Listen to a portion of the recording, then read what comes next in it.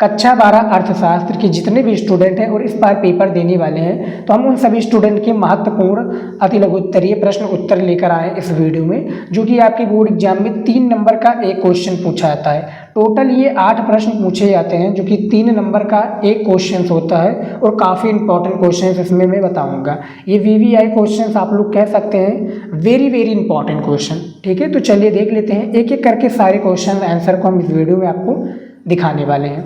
यहाँ पर देखिए, सबसे पहला प्रश्न पूछा गया है, 2 ऐसी मूल आर्थिक समस्याएं बताइए जिनका समाज सामना करता है। ये जो आपका प्रश्न है, मैं आपको डेट भी बताता चलूँगा जिससे आप लोगों को पता चले कि किस वर्ष में ये प्रश्न पूछा गया है। ठीक है, तो 2020 में प्रश्न पूछा गया है ये वाला 2 ऐसी समस्याओं के बारे में, आर्थिक समस्याओं के बारे में। उत्तर देखिए सबसे पहला है सीमित संसाधनों का विनिधान। ठीक है, दूसरा है वस्तु और सेवाओं के अंतिम मिश्रण का विवरण। ठीक है, ये 2 ऐसी मूल आर्थिक समस्याएं हैं जिनका समाज सामना करता है। ठीक है, तो ये 2020 में क्वेश्चन पूछा गया था, इसको आप लोग देख लीजिए। ठीक है, तैयार कर लीजिएगा। अगला क्वेश्चन है दूसरा नंबर, ये भी आपका VVI क्वेश्चन। देखिए, सकारात्मक तथा आदर्शात्मक अर्थशास्त्र में भेद कीजिए या अंतर बताइए। भेद और अंतर दोनों एक ही होता है, तो घबराना नहीं है। काफ़ी स्टूडेंट कहते हैं सर भेद क्या होता है, अंतर क्या होता है। देखिए, भेद और अंतर क्या है, अथवा लगकर क्वेश्चन पूछे जाते हैं। ठीक है, इसका आंसर यही होगा जो यहाँ पर दिया हुआ है। देखिए, NCERT का ये क्वेश्चन है, 2020 में भी पूछा गया था, 2023 और इस साल यानी 2024 में भी पूछा गया था क्वेश्चन। ठीक है, तो उत्तर चलिए देख लेते हैं इसका। देखिए, सबसे पहले सकारात्मक अर्थशास्त्र की मैं बात करूँ, देखिए सकारात्मक अर्थशास्त्र से अभिप्राय उस अध्ययन से है जिसमें ये अध्ययन किया जाता है कि विभिन्न क्रियाविधियाँ किस प्रकार कार्य करती हैं। जो विभिन्न क्रियाविधि हैं सकारात्मक अर्थशास्त्र में, ये किस प्रकार से कार्य करती हैं। अब आदर्शात्मक अर्थशास्त्र की बात करूं तो यहाँ पर देखिए, आदर्शात्मक अर्थशास्त्र से अभिप्राय उस अध्ययन से है जिसमें ये समझने का प्रयास किया जाता है कि कौन सी क्रियाविधि हमारे अनुकूल है और कौन सी अनुकूल नहीं है। ठीक है, यहाँ पर दोनों बातें की जाती है कि कौन सी क्रियाविधि है जो हमारे अनुकूल है और कौन सी हमारे अनुकूल नहीं है। ठीक है, तो सकारात्मक और आदर्शात्मक जो है अर्थशास्त्र की बात की जा रही थी, तो मैंने आप लोगों को बता दिया। यहाँ पर देख सकते हैं, ज़्यादा जानकारी के लिए आप लोग वीडियो को रोक कर भी समझ सकते हैं स्टूडेंट। ठीक है, क्योंकि आपके लिए समझना मोस्ट इम्पॉर्टेंट है। अगला क्वेश्चन है यहाँ पर देखिए, ये देखिए 3 नंबर प्रश्न पूछा गया है, उत्पादन संभावना सीमा क्या है। ठीक है, NCERT का क्वेश्चन है और ये भी क्वेश्चन आप लोगों का बोर्ड परीक्षा में 2020 में पूछा गया था। तो उत्पादन संभावना सीमा क्या है, इसके बारे में बताना है। 3 नंबर का क्वेश्चन से आप लोगों का आंसर चलिए देख लेते हैं। देखिए, उत्पादन संभावना वक्र संभावना सीमा 2 वस्तुओं के उन सभी संभव संयोगों को दर्शाता है जिनका, देखिए सबसे पहला है उपलब्ध संसाधनों तथा दूसरा है वर्तमान तकनीकी ज्ञान द्वारा उत्पादन किया जा सकता है। तो ये भैया उत्पादन संभावना सीमा जो है पूछा गया था क्वेश्चन, और इसका मैंने आंसर बता दिया। देखिए, इतना ही आंसर था और इसको आप लोग लिख जरूर लीजिएगा कॉपी में। ठीक है, क्या पूछा गया कि उत्पादन संभावना सीमा क्या है, देख सकते हैं इसको दर्शाया गया है 2 भागों में। ठीक है, देख सकते हैं। अब चलिए देख लेते हैं अगला क्वेश्चन। ये सारे इंपॉर्टेंट क्वेश्चन इसमें मैं बताऊंगा। निचोड़ है आपका चैप्टर 1 से लेकर चैप्टर 5 तक। ठीक है, यहाँ पर देखिए 5 नंबर क्वेश्चन पूछा क्या गया है। देखिए, मांग वक्र का दाईं ओर खिसकना क्या दर्शाता है। जो मांग वक्र है, मैंने काफ़ी बार आप लोगों को बताया है अर्थशास्त्र में कि मांग वक्र का दाईं ओर खिसकना क्या कहलाता है। तो उत्तर में देखिए, मांग वक्र का दाईं ओर खिसकना ये दर्शाता है कि वस्तु अपनी कीमत में बिना किसी परिवर्तन की वस्तु की मांगी गई मात्रा में वृद्धि होती है। क्या भैया, वस्तु की जो मांगी गई मात्रा इसमें क्या है, वृद्धि होती है। तो ये 4 नंबर क्वेश्चन का सही विकल्प है। यहाँ पर देख सकते हैं, यहाँ से स्टार्ट हुआ और यहाँ पर जाकर खत्म हो चुका है। ठीक है, अगला प्रश्न है यहाँ पर 5 नंबर। देखिए, 5 नंबर प्रश्न पूछा गया है कि निम्न स्तरीय वस्तुओं को परिभाषित कीजिए, कुछ उदाहरण दीजिए। यानी इसके परिभाषित करना है और उसके कुछ उदाहरण भी देना है। 3 नंबर का बाबू आप लोगों का प्रश्न है। आंसर देखिए, NCERT का ये क्वेश्चन है देख सकते हैं 2020, 2022 और इस साल भी बोर्ड एग्जाम में ये पूछा गया था। अब देखिए, अब आप लोग कहेंगे कि सर आप लोग जो बता रहे हैं क्या वही, देखिए यूपी में अलग अलग डिस्ट्रिक्ट में अलग अलग पेपर चेंज आते हैं, तो अलग अलग डिस्ट्रिक्ट के लिए अलग अलग जो है ईयर में क्वेश्चन पूछा आता। मान लीजिए किसी जिले में प्रयागराज में ये क्वेश्चन पूछ लिया गया, ठीक है, नोएडा में या इलाहाबाद जो प्रयागराज में तो ये क्वेश्चन पूछ लिया गया, वहीं बनारस में अलग क्वेश्चन हो गया, प्रतापगढ़ में अलग हो गया, ठीक है, लखनऊ में अलग क्वेश्चन पूछ लिया गया। तो अलग अलग क्वेश्चन होता है, लेकिन यूपी बोर्ड में अलग अलग ही होते हैं, पेपर कोड चेंज होता है, ठीक है। तो जो हमारा क्वेश्चन पूछा गया इसका उत्तर देखिए, निम्न स्तरीय वस्तुएं वे वस्तुएं हैं जिनकी मांग उपभोक्ता की आय के विपरीत होती है, अर्थात जब उपभोक्ता की आय बढ़ती है तो इन वस्तुओं की मांग कम हो जाती है और जब उसकी आय कम होती है तो इन वस्तुओं की मांग बढ़ जाती है, ठीक है। कॉन्सेप्ट बहुत ही आसान है, यहाँ पर देख सकते हैं। अब इसका उदाहरण देखिए, जैसे मोटा अनाज व निम्न स्तरीय खाद्य पदार्थ, ये इसकी बात हो रही है कि देखिए जब उपभोक्ता की आय बढ़ती है तो इन वस्तुओं की जो है मांग कम हो जाती है, ठीक है, और जब उसकी आय कम होती है तो इन वस्तुओं का मांग बढ़ जाती है, ठीक है। तो ये निम्न स्तरीय वस्तुएं, इसका परिभाषा दिया गया है, यहाँ पर आप लोग देख सकते हैं, ठीक है। तो 5 नंबर क्वेश्चन भी मैंने बता दिया है। अगला क्वेश्चन चलिए देख लेते हैं 6 नंबर। देखिए 6 नंबर क्वेश्चन पूछा गया है कि बाजार मांग से क्या अभिप्राय है, इसके बारे में बताइए, ठीक है। 2022 बोर्ड परीक्षा में प्रश्न पूछा गया था। उत्तर देखिए, बाजार में किसी वस्तु के सभी क्रेताओं द्वारा की गई कुल मांग को बाजार मांग कहते हैं। किसी भी वस्तु के लिए बाजार मांग व्यक्ति विशेष के मांग वक्रों से प्राप्त की जा सकती है, ठीक है। मांग वक्रों से क्या है, प्राप्त की जा सकती है, ये बाजार मांग से अभिप्राय है, ठीक है। तो जो 6 नंबर क्वेश्चन है यहाँ पर आप लोग देख सकते हैं, ठीक है। ज़्यादा जानकारी के लिए आप वीडियो को रोक कर भी देख सकते हैं, ठीक है स्टूडेंट, वीडियो को रोक लीजिएगा। इंपॉर्टेंट क्वेश्चन है आप लोगों का और बोर्ड एग्जाम में पूछे जाते हैं, इसीलिए मैं आपके लिए लेकर आया हूँ, ताकि आपको जो तैयारी है और आप लोग भी अच्छे से नंबर ले पाए, 95% अर्थशास्त्र में ला पाए, ठीक है। तो उसके लिए मेहनत करना पड़ेगा स्टूडेंट, डेडिकेशन लगा दीजिए, हर एक सब्जेक्ट को बराबर ध्यान दीजिए। ये नहीं मैं कह रहा हूँ कि आप इकोनॉमिक्स पर ध्यान दीजिए, लेकिन जो आपका वीक सब्जेक्ट है उस पर आप जिस पर 1 घंटे दे रहे हैं उस पर 2 घंटे दीजिए, ताकि वो भी कंप्लीट हो। 7 नंबर क्वेश्चन है कि उपभोक्ता का इष्टतम बंडल कहाँ स्थित होता है। जो इष्टतम बंडल है कहाँ पर स्थित होता है, NCERT से लिया गया प्रश्न है। उत्तर देखिए, उपभोक्ता का इष्टतम बंडल ब्रैकेट में है सर्वाधिक अनिधिमान वाला बंडल बजट रेखा पर स्थित होता है। यह बजट रेखा के ऐसे बिंदु पर स्थित होता है जहां बजट रेखा अनिधिमान वक्र पर स्पर्श रेखीय होता है। क्या होता है, स्पर्श रेखीय होता है। तो ये 7 नंबर क्वेश्चन है, यहाँ पर देख सकते हैं कि उपभोक्ता का इष्टतम बंडल कहाँ पर स्थित होता है, इसमें मैंने बाकायदा बता दिया है, ठीक है। अगला क्वेश्चन है, यहाँ पर देखिए 8 नंबर प्रश्न है, मांग लोचदार कब होती है। तो जो मांग लोचदार है ये कब होती है, इसका आंसर देखिए। उत्तर, मांग लोचदार तब कहलाती है जब मांगी गई मात्रा में प्रतिशत परिवर्तन कीमत में, मांगी गई जो मात्रा है इसमें प्रतिशत परिवर्तन कीमत में प्रतिशत परिवर्तन से अधिक होता है, ठीक है। यहाँ पर आप देखिए कॉन्सेप्ट छोटा सा है, इसका आंसर भी छोटा सा है, लेकिन 3 नंबर आपको बराबर दिया जाएगा। ये नहीं, देखिए जो आपका 3 नंबर का क्वेश्चन है 3 से 4 लाइनों में क्या है कंप्लीट करके इसको खत्म कीजिए, ज़्यादा लाइनों में बोर्ड एग्जाम में मत लिखिएगा। तो जो मांग लोचदार कब होती है इसका आंसर देख सकते हैं, ठीक है, कि मांग लोचदार तब कहलाती है जब जो मांगी गई मात्रा में प्रतिशत परिवर्तन कीमत में प्रतिशत परिवर्तन से अधिक होता है, ठीक है। अगला प्रश्न है 9 नंबर। देखिए ये सभी अति लघु उत्तरीय के क्वेश्चन आंसर हैं और मोस्ट इंपॉर्टेंट हैं। देखिए, क्या दीर्घकाल में कुछ स्थिर लागत होती है। जो दीर्घकाल है इसमें क्या कुछ स्थिर लागत होती है, यदि नहीं तो क्यों, ठीक है भैया, यदि नहीं होती हैं तो क्यों नहीं होती है, बताइए इसका आंसर। देखिए NCERT से लिया गया है 2020, 2022 और इस साल भी बोर्ड एग्जाम में भैया पूछा गया। तो कितना इंपॉर्टेंट है कहने की आवश्यकता नहीं, बस आप लोग इसको नोट कर लीजिए, ठीक है। मैं बताऊंगा नहीं, बस आप नोट करते चलिएगा। तो आंसर देखिए, उत्तर देखिए कि क्या दीर्घकाल में कुछ स्थिर लागत होती है, यदि नहीं होती तो भैया क्यों नहीं होती, वाई। देखिए उत्तर देखिए, नहीं। दीर्घकाल में किसी फर्म की कोई लागत स्थिर नहीं होती है। दीर्घकाल में उत्पादन के सभी कारकों में परिवर्तन लाया जा सकता है।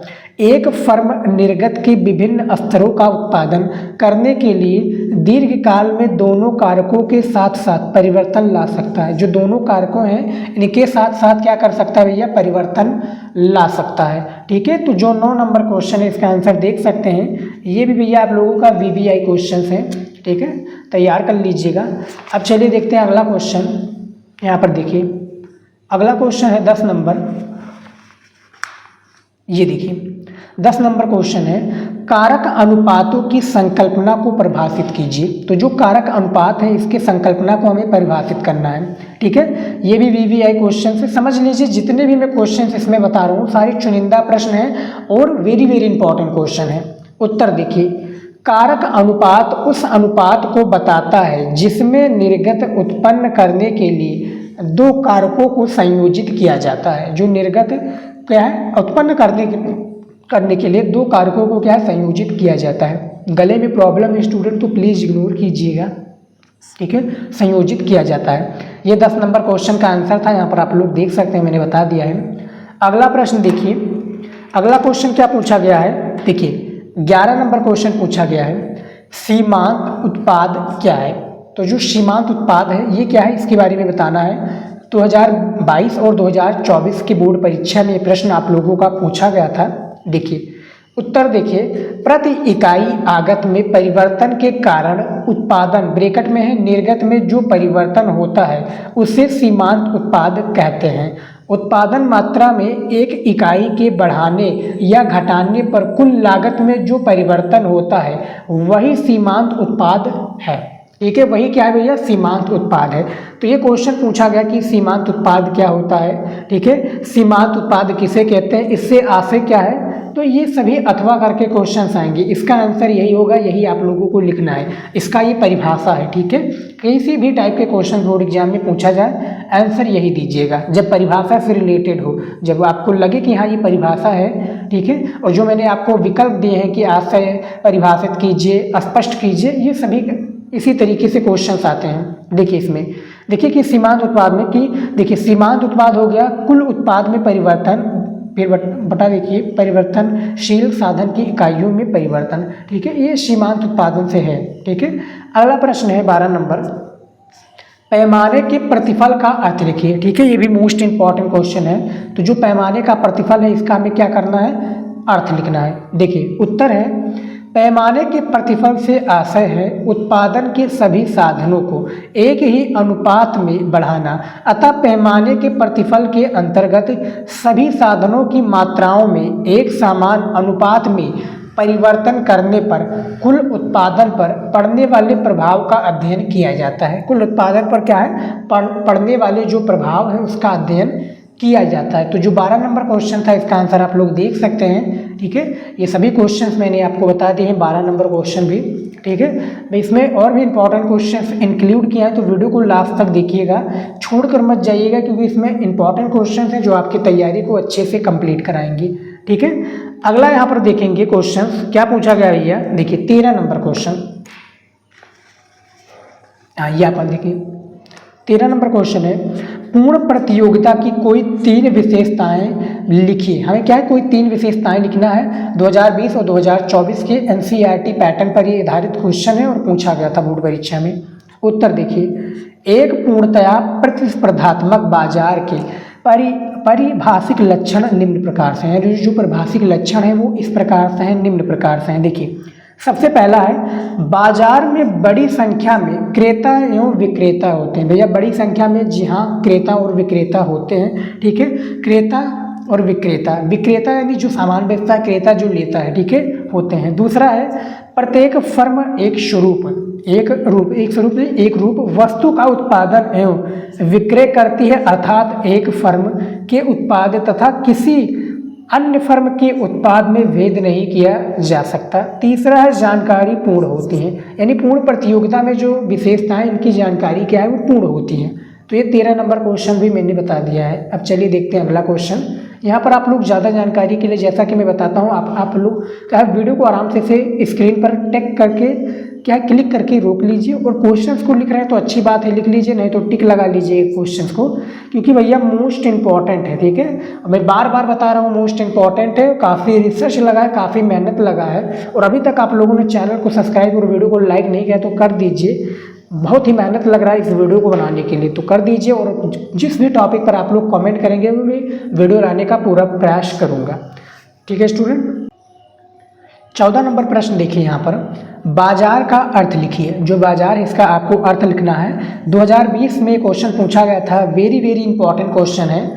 उत्तर देखिए, बाजार वो व्यवस्था है जो क्रेताओं तथा विक्रेताओं को एक दूसरे के संपर्क, देखिए एक दूसरे के संपर्क, यहाँ पर देखिए संपर्क हो जाएगा, ठीक है, एक दूसरे के संपर्क में लाकर वस्तुओं तथा सेवाओं की क्या है, बिक्री एवं खरीद को सुविधाजनक बनाता है। बाजार क्या होता है भैया, वही होता है मार्केट, कि हम जाते हैं सामान लेने, जो दुकानदार होता है वो सामान देता है। ठीक है, तो यहाँ पर देखिए एक दूसरे के संपर्क में लाकर वस्तुओं तथा सेवाओं की बिक्री एवं खरीद को क्या है, सुविधाजनक बनाता है। ठीक है, उसे पैसा कमाने और मुझे वो सामान ज़रूरत है, ठीक है, उसको अन्य किसी चीज़ की ज़रूरत है और हमको भी किसी अन्य चीज़ की ज़रूरत है। ठीक है, तो बाजार का अर्थ यही होता है।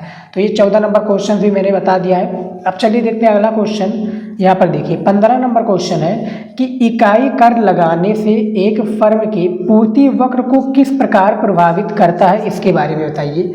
ये भी बाबू आप लोगों का मोस्ट इंपॉर्टेंट क्वेश्चन है। देखिए उत्तर है, प्रति इकाई कर लगाने से फर्म का पूर्ति वक्र बाईं ओर खिसक जाता है, अतः किसी भी दी गई बाजार कीमत पर अब फर्म निर्गत की अधिक इकाइयों का उत्पादन करती है। जो फर्म निर्गत है इसकी जो अधिक इकाइयां हैं इसको क्या है, उत्पादन ये करती हैं।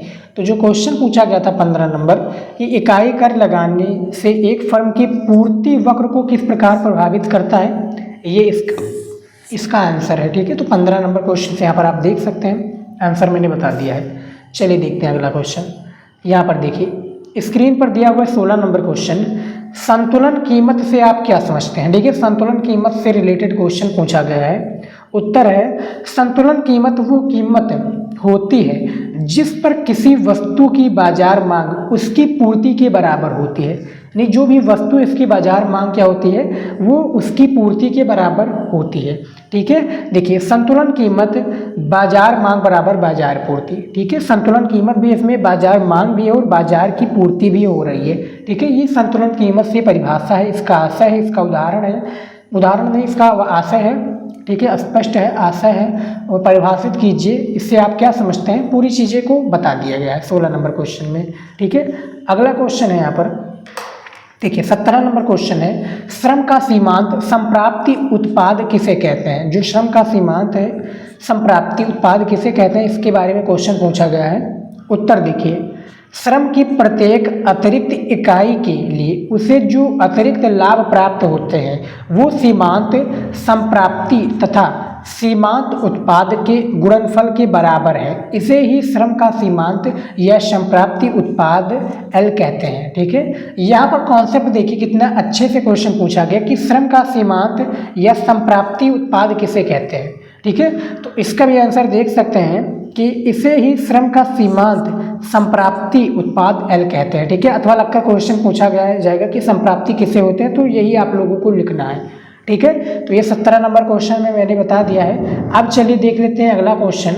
यहाँ पर देखिए 18 नंबर क्वेश्चन पूछा गया है अति लघु उत्तरीय का, समर्थन कीमत से क्या समझते हैं। ठीक है, 3-3 नंबर का क्वेश्चन है स्टूडेंट, और आपके बोर्ड एग्जाम में खासकर क्लास 12th में 8 ही क्वेश्चन पूछे जाएंगे। तो 8 तिरिक 24 नंबर तो आप लोगों का इसी में फिक्स हो जाएगा। किसमें, अति लघु उत्तरीय प्रश्न में। बस आप लोगों को तैयार कर लेना है। देखिए 18 नंबर क्वेश्चन है कि समर्थन कीमत से क्या अभिप्राय है।